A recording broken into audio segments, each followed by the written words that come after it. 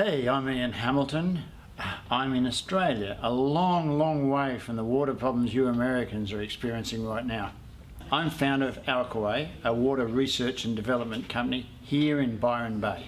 With my team's help, I've developed a project where everyone benefits. If my invention isn't for you, you can still help by helping other Americans less fortunate than you to get the benefits of what we're doing. So, this is a pay it forward project.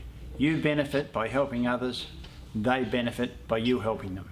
So please take a few minutes on this page, and it's not for you, please pass it on to your friends. Anyone can help someone else and benefit from that warm fuzzy feeling of giving. And if you give it to your mailing list, I'm sure there's going to be some people on it who are able to help someone else. And that's you helping them help someone else. Now, the only problem we have with this huge idea is that it's a huge idea. So if you have any ideas about how we can spread this to more and more people, I'd love to hear it on the comments below, and I'd love to take action on it quickly because, gosh, these people need our help.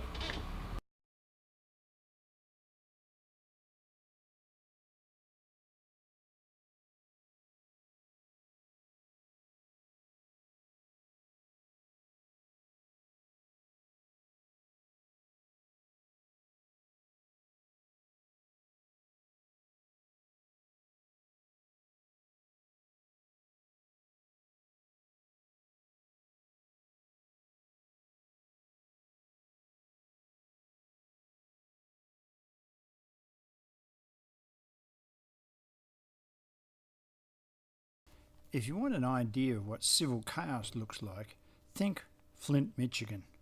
All you need to create panic in the streets is for people to learn that the water coming out of their tap is poisoning them. Stampedes of people gutting store shelves of bottled water, people marching, not for civil rights, but for the simple and sacred right to clean water. Flint isn't the only water crisis Americans face.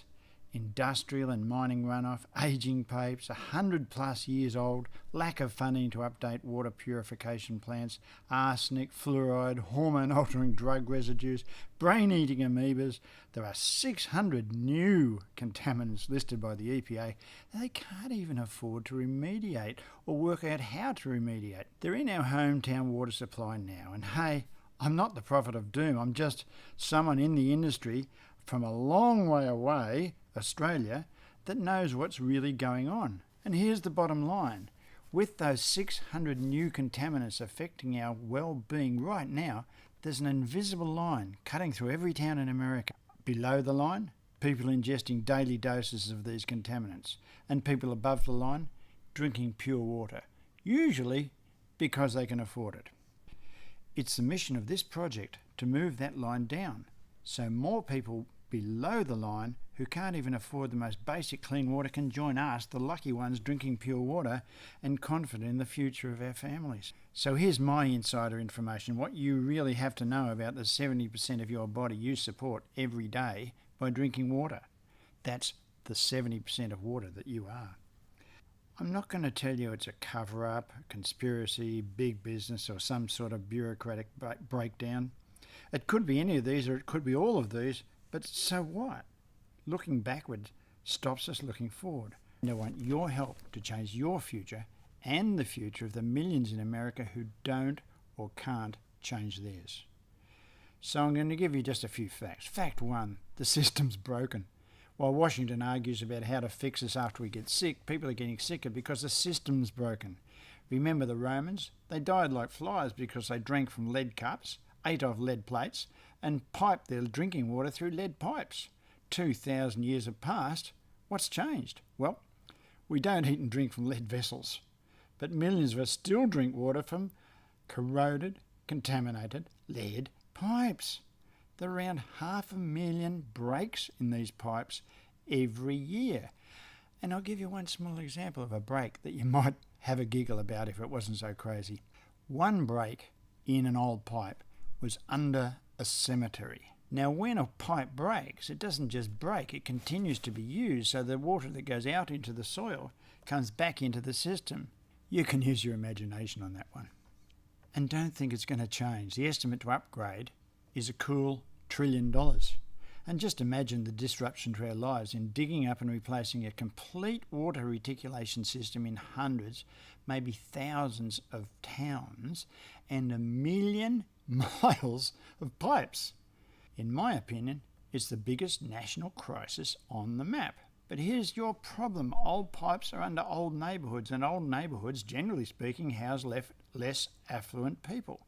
And like it or not, less affluent people have no political clout to change the system.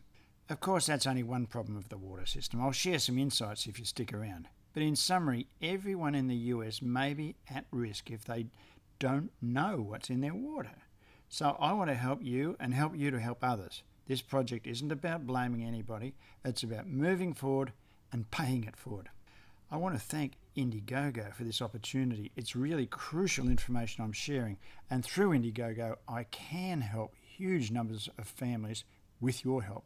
I really believe this is one of the most important messages you can hear that directly affects your quality of life. Looking forward, I'm going to share a new technology we've been working on for almost 2 years, and it is changing everything in the water filter industry. Okay, fact 1, the system is broken. Fact 2, the history. 25 years ago, the people of Milwaukee were hit by a very, very nasty biological poison. It was in their water. In April 1993, a microscopic organism, a cyst known as Cryptosporidium, began to flourish in Milwaukee's water supply. Now, crypto, as we call it, has a really clever trick to get past the water filters of the time. It curls up into a tiny ball small enough to pass through most filters, and once in the body, it uncurls itself and goes to work, wreaking havoc. Thousands of people got sick, 69 people died. It was so bad that people with shocking diarrhoea who presented to ER were told to go home and hydrate.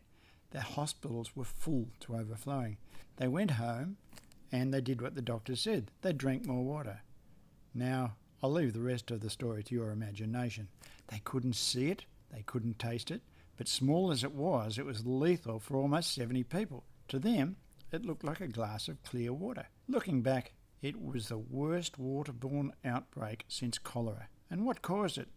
Simple incompetence by plant operators. They didn't even check the indicators the system showed them. I thought my family's health depended on a humble, low-paid, probably inadequately paid, plant operator. He comes to work with a hangover, a grudge and an attitude. And he's the guy you totally depend on. Wow, over 400,000 people were affected. Fact number 3, nothing has changed. 25 years ago, it was what someone called the one-cell assassin, Cryptosporidium. Just today it's lead, chromium, pharmaceuticals, cocaine, hundreds more. The system hasn't improved because the system is broken. Fast forward to Toledo in Ohio in 2014. Suddenly, City Hall issues a statement. Don't drink the water. Don't even touch it. It was coming out puke green. What was it this time? Algal bloom from chemical farm runoff. It was overwhelming Lake Erie. The water looked like green paint. So who or what took the blame this time? Well, we could blame the farmers, but you know, they were doing their best. Or we could blame the shallowness of Lake Erie, which caused the phosphorus in the runoff to turn the shallow lake water to goop. Today, Lake Erie is officially called dead. Nothing can live except this algae, and what was a good water system 100 years ago is suddenly broken. In this case, the algal bloom contained microcystins, poisonous enough to kill a dog or cat, or to create serious health problems, stomach upset, eye problems, liver or kidney failure. You're going to love this. Microcystins have even been studied by the military as a biowarfare weapon. And guess what happened? Local stampedes again, people fighting each other over the last bottled water on the supermarket shelves. Today, Lake Erie is still struggling to clean up. So is there anything different here? No. Much of the same. No money, no political will to tackle the problem. Fact number 4, Flint. Months of headlines. Always the same. Poor Americans deprived of their clean water. Bigger than Milwaukee, bigger than Toledo. But at the bottom of it all, the same problem. The system is broken. Unlike Toledo, Flint residents couldn't see the lead in the water. And it wasn't just lead. Hot on the heels of the lead scare, record numbers of Legionnaire's diseases were also reported. So, where to from here? Well, we now know that at least 43 US states are drinking polluted water. That's 250 million Americans. Yes, I said it right. 250 million Americans. Okay, fact 5. Even if you have no lead, no crypto or no algal bloom in your water, you're still faced with toxins in what is accepted as good town water. It's something I'm sure that water plant designers never envisaged. When your town supply adds chlorine to kill bacteria and viruses, rotting organic materials in our water, or water hazard, dead animals, decaying plant matter, combine with the chlorine to create a new nasty trihalomethanes.